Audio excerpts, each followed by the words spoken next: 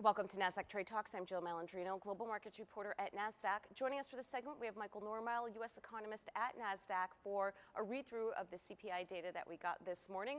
Michael, it's great to see you as always. Welcome back to Trade Talks. And it looks as if the Fed strategy is playing out, and we're seeing those inflation numbers come in.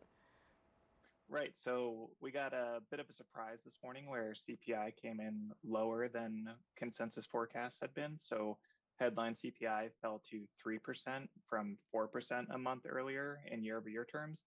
And you have to remember that a year ago, we were at 9.1%, which was the peak. So that's been a lot of progress in a year, even though it's probably felt pretty slow. And then for core CPI, that was the even bigger surprise where that came down to 4.8% from 5.3% a month ago, but expectations had been for it to be about 5.1%. So a pretty big downside surprise, especially for core inflation today. And what is the data being drawn down by? Well, for overall headline inflation, it's still a lot of energy, where that's been a negative contributor for a few months already. But the other volatile component of CPI, which is food, that's also starting to come down. So that had its smallest monthly contribution in 20 months in June. And that's a combination of slowing wage growth. And then we've also seen pretty steady agricultural commodity prices. And then beyond that, of course, we've seen some improvement in core inflation as well. So that's really the big parts where the big benefit has been. That's in housing and core services ex housing, which have been the two kind of areas that the Fed's really been watching. So starting with housing, its contribution has been falling for 3 straight months.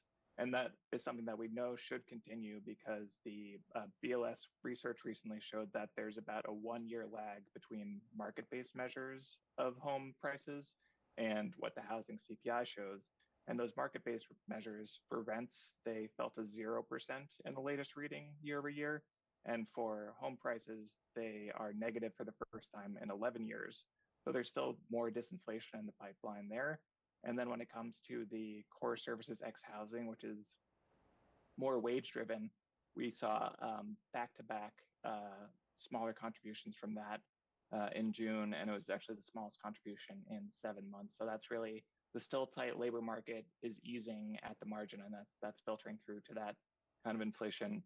And then the other components that are playing a role are used car prices, which have benefited from new car inventories improving.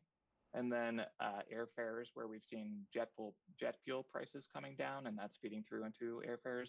And lastly, health insurance. And that's a bit of a quirky calculation where there's annual profits that are taken into account, but it's a benefit for now. Right. And of course, the Fed, they're laser focused on core inflation. That's really the number that they want to get to, that 2% level, or at least a 2 handle, let's call it that. What is the market pricing in terms of future rate hikes?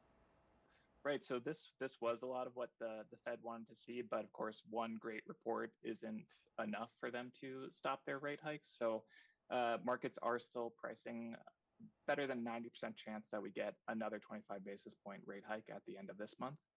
But odds that we get the second additional hike that the Fed's been talking about by November fell from about 35% chance to a 25% chance after this report came out. So not seeing as good of odds of that second rate hike coming through. And that's really why markets were so positive in response to this report, where we saw the major equity indices jump from 0.5% to 1% today, and then 10-year rates fell over 10 basis points today. And that's really a function of markets had been kind of pricing in higher for longer rates, but now with a report like this and hopes that it can potentially continue, maybe they don't go as high for as long. And that means that there's less of a headwind for the economy from rates. So odds of a soft landing could be a bit better. And then, of course, that's better for earnings and in turn markets.